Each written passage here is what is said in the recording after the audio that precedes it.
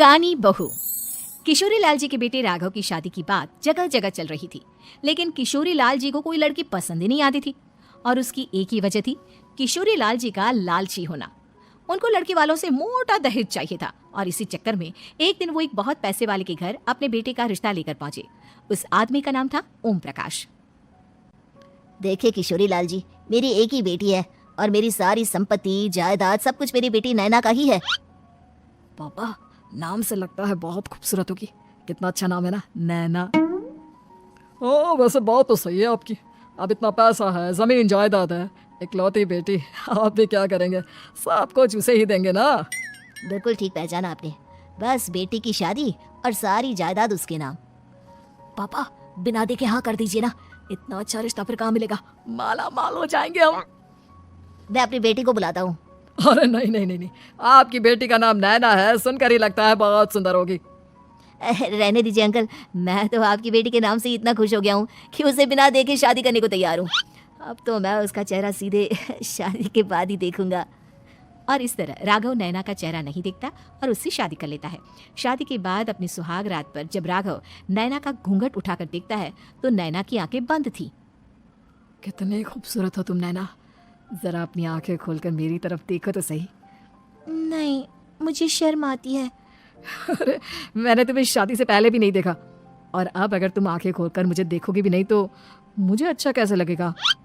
इससे पहले कि नैना अपनी आंखें खोलकर राघव की तरफ देखती, अचानक से लाइट चली गई और राघव नैना को पूरी तरह से देख भी नहीं पाया।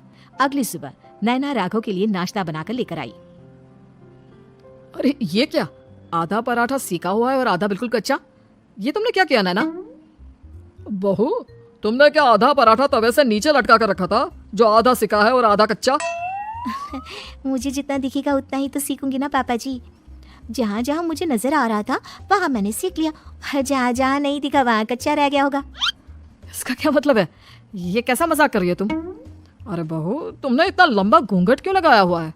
देखो, हमारे घर में बहुओं को बेटी की तरह रखा जाता है, और फिर तुम तो इतना सारा माल लेकर आई हो।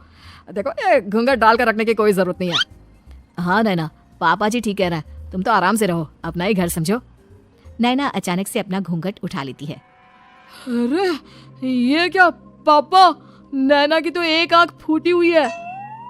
नाम से नैना, लेकिन ये तो कानी बहू निकली। मेरे साथ धोखा हुआ है, धोखा। बिना दिखाए अपनी कानी लड़की मेरे संग ब्याह दी। मुझे कानी बीवी नहीं चाहिए। मुझे अभी ओम प्रकाश जी से बात करनी पड़ेगी। आखिर उन्होंने मेरे साथ ऐसा किया क्यों? अरे आप लोगों ने ही तो पापा से कहा था कि आप लोग शादी से पहले मुझे देखना नहीं चाहते। अब मेरे पापा पर क्यों इल्जाम लगा रहे हैं? अरे लेकिन उन्हें बताना तो चाहिए था ना कि तुम कानी हो, एक आंख से तुम्हें दिखाई नहीं देता। किशोरी लाल और राघव नाराज होकर ओम प्रकाश को अपने घर बुलाते हैं। पापा जी, ये आपने क्या किया? शादी से पहले बताया क्यों नहीं कि नैना की आंखों में परेशानी है? अरे आप ही ने तो लड़की देखने से मना कर दिया था। और लेकिन आप बता तो सकते थे। आपको तो हमारी बेटी की प्रॉपर्टी चाहिए थी, वो भी पूरी की पूरी। अब क्या हुआ अगर उसे आधा दिखाई देता है?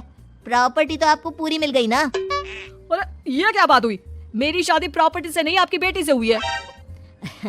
अब ये तो पहले सोचना चाहिए था, तब तो मेरी प्रॉपर्टी देखकर तुम्हारी जुबान लप लपा रही थी। लेकिन मैं कानी लड़की को अपनी बीवी बनाकर नहीं रख सकता। पापा कुछ करिए ना आप। हाँ करता हूँ। देखिए ओम प्रकाश जी, आप हमारे साथ ऐसा नहीं कर सकते। और तुम देखो, अगर तुमने मेरी बेटी से शादी तोड़ी ना, तो जो भी प्रॉपर्टी मैंने तुम्हें दी है वो तो पूरी की पूरी वापस ले ही लूंगा, और आधी प्रॉपर्टी तुम्हारी भी लूंगा। अरे मेरी आधी प्रॉपर्टी भला क्यों लेंगे आप? इसलिए क्योंकि मेरी बेटी को आधा नजर आता है और उसकी नजर अभी तक तुम्हारी आधी जायदाद पर ही पड़ी है। अब तुम उसे घर से निकालोगे तो कुछ तो लेकर जाएगी ना। और अगर हम आपकी बेटी को अपने घर की बहू बनाकर रखे तो? तो तुम्हारी पूरी प्रॉपर्टी तुम्हारी ही रहेगी, और जो मैंने तुम्हें दिया है ना उसमें से बस मैं आधा लेकर जाऊंगा।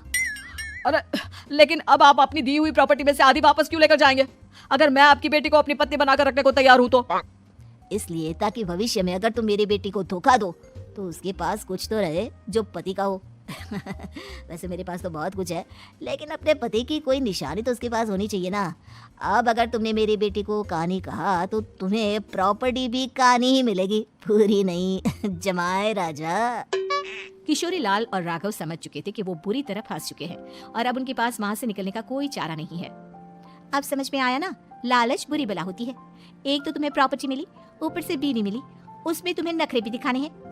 आए बड़ी, चुपचाप बैठो दोनों। कुछ दिनों के बाद नैना राघव की कार लेकर बाजार घूमने निकलती है और जब कार लेकर वापस आती है, अरे, ये क्या? एक तरफ से मेरी गाड़ी पूरी खराब हो चुकी है। लगता है तुमने मेरी गाड़ी को किसी दूसरी गाड़ी के साथ एक्सीडेंट किया है। अरे अरे, कितना बड़ा नुकसान कर दिया तुमने बहू। वो क्या है ना पापा जी, मुझे एक आंख से दिखाई नहीं दे रहा था, सामने से गाड़ी आ रही थी। मुझे तो सिर्फ आधा ही दिखाई दिया और वो गाड़ी मेरी कार से रगड़ते हुए निकल गई। अब मैं क्या करूं बताओ? अब इसे ठीक कराने के पैसे कौन देगा? तुम्हारे पापा। तुमने मुझसे इस तरह से बात की? अभी रुको। नैना राघव की शिकायत ओम प्रकाश को कर देती है। देखो राघव, अब जो मेरी आधी प्रॉपर्टी तुम्हारे पास थी ना, उसमें से आधी और मैं लेकर जाऊंगा, क्योंकि तुमने मेरी बेटी को डांटा। अरे नहीं पापा जी, गलती हो गई, माफ कर दो। गलती की तो कोई गुंजाइश ही नहीं। अगली बार मेरी बेटी को डांटा तो बची हुई आधी में से आधी और ले जाऊंगा। लालच के चक्कर में हम दोनों ने बहुत बड़ी गलती कर दी बेटा। एक तो तुम्हें कानी बहू मिली और ऊपर से जो माल मिला वो भी काना। इस तरह राघव की हर एक गलती पर ओम प्रकाश उसकी प्रॉपर्टी का आधा आधा हिस्सा लेकर अपना सारा माल वापस ले गया और राघव को कानी बीवी से काम चलाना पड़ा। भाई लालच वाकई में बुरी बला है।